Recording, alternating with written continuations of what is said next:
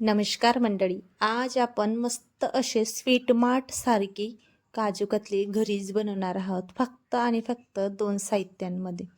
सर्वात आधी तर मी 250 ग्रॅम काजू पाण्यामध्ये भिजत घातले होते. 1-2 तासासाठी भिजवायचे.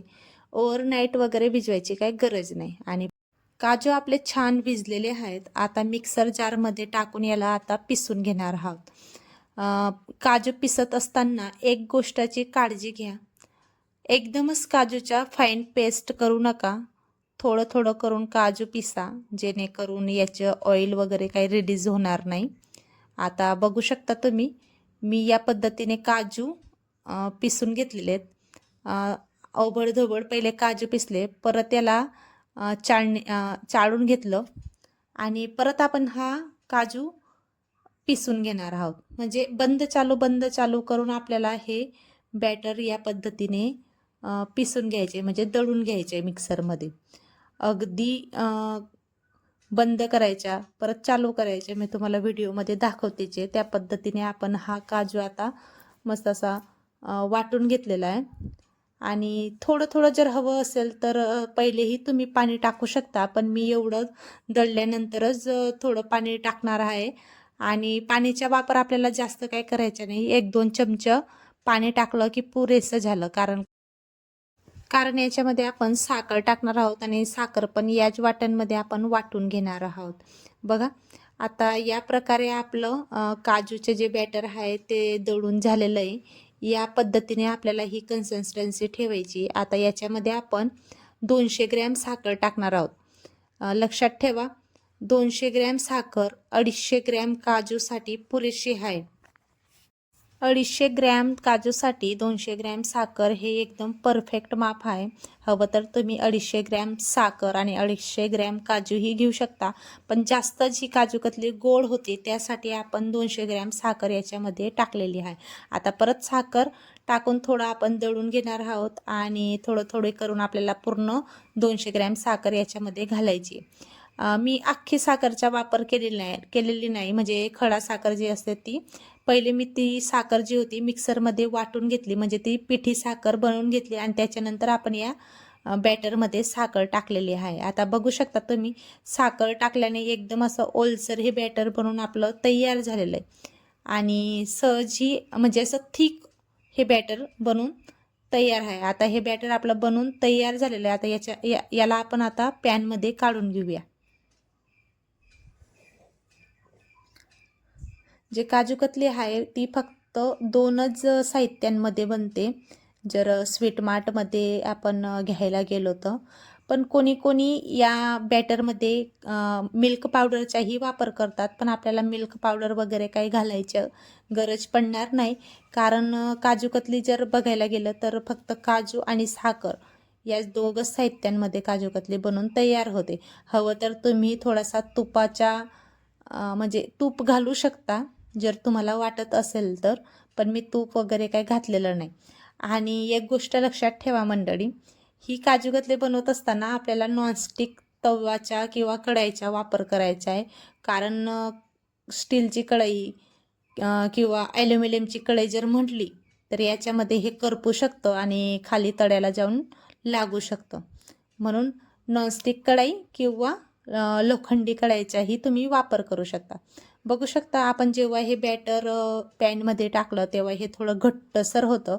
आता जसं आपण या बॅटरला चाळू किंवा हलवू तसं हे बॅटर एकदम असं पातळसर होतं. पहिले एकदम पातळ होतं, नंतर मग थोडं घट्ट होतं. आता बघू शकता.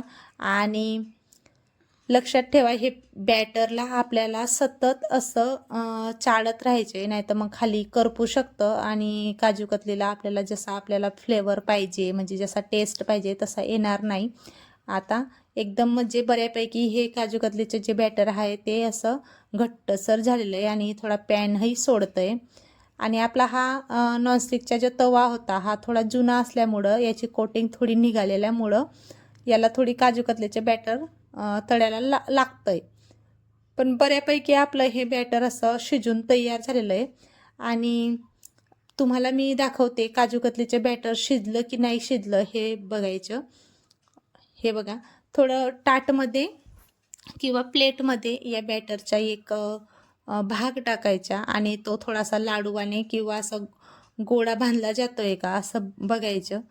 आणि तुम्हाला मी व्हिडिओमध्ये दाखवतेची, हा बघा अशी गोटी बांधली जाते. आता हे बॅटर बनून तयार झालेलं आहे, पण तरी थोडा हाताला चिटकल्यामुळं आपण अजून एखाद मिनिट याला असं मस्त असं परतून घेऊया, जेणेकरून जी कसर आहे ती पण पूर्ण होईल आणि आपली काजू कतलीचा शेप द्यायला किंवा काजू कतली बनवत असताना ते तळ्याला लागणार नाही. आता मी पेपर घेतला आहे एक. तुमच्याकडे बटर पेपर असेल तर बटर पेपर घेऊ शकता तुम्ही, पण माझ्याकडे हा जो बर्गर वगैरे जे काही आपण रॅप करतो तो पेपर होता. आणि नसेल तुमच्याकडे असा पेपर तर तुम्ही प्लास्टिकच्या पिशवीचाही वापर करू शकता, पण मी म्हणते प्लास्टिकची पिशवी थोडी अवॉइड करा. आणि आता सगळं बॅटर आपण याच्यामध्ये टाकून घेणार आहोत. हे थोडं चमच्याला किंवा आपण जी उलथणीचा वापर केलेला असतो त्याला थोडं हे लटकतंच, म्हणून आपण सगळ्यात आधी थोडं तूप लावून घेतलं, जेणेकरून हे पेपरला खाली लटकणार नाही. आता बघा मी तुम्हाला ज्या व्हिडिओमध्ये दाखवते त्याप्रमाणे आपल्याला हे सगळं असं मळून घ्यायचे, म्हणजे जेणेकरून हे मस्त असं सॉफ्ट होईल आणि याच्या गुठळ्या वगैरे काही राहणार नाही. आता या पद्धतीने आपल्याला सगळं हे असं मळून घ्यायचे, कारण गरम असल्यामुळे आपण हाताने काही मळू शकत नाही, म्हणून पेपरच्या मदतीने आपण हे सगळं मळून घेतोय.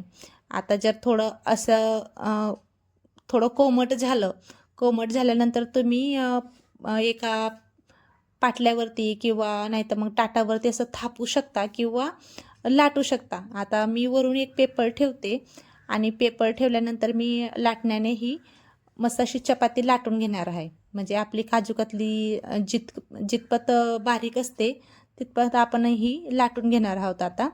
आणि लाटल्यानंतर तुम्हाला तर दिसणारच आहे, पण एक गोष्ट झाली की हा पेपर असल्यामुळे मला काही व्यवस्थित लाटता येत नव्हतं. मग मी नंतर पेपर काढून घेतला, लाटण्याला थोडं तूप लावलं आणि तूप लावल्यानंतर मी मस्त अशी पातळ अशी ही चपाती लाटून घेतली. बघू शकता आपली जी काजू कतलीची जी पापडी किंवा चपाती जे म्हणणार तुम्ही ती लाटून तयार झालेली आहे.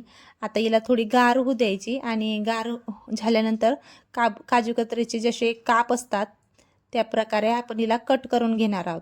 आणि मी तुमच्याकडनं माफी मागते मंडळी, कारण जेव्हा मी काजू कतली काटत होती म्हणजे कापत होती त्यावेळेस व्हिडिओ थोडा स्किप झाला. आता या पद्धतीने आपण डायमंड शेपने ही काजू कतली कापून घेणार आहोत. जर तुम्हाला चौकोनी आकार म्हणजे चिक्कीचा आकार असते त्या प्रकारेही तुम्ही देऊ शकता, पण काजू कतली याच आकाराने छान वाटते. बघा तर मग किती छान आपली काजू कतली बनवून तयार झालेली, मार्केट सारखीच ना. तर मग ही काजू कतलीसाठी एक तरी लाईक करा, आणि जर तुम्हाला छान अशी ही रेसिपी वाटली असेल तर कुठून पाहताय तुम्ही ही रेसिपी मला एक कमेंट करा. आणि धन्यवाद तुमचं, कारण तुम्ही खूप छान छान कमेंट करतात आणि कमेंट केल्यानंतर ती कमेंट वाचल्यानंतर मला खूप मोटिवेशन असं वाटतं. अंश थोडा मध्येच बोलला त्यासाठी सॉरी.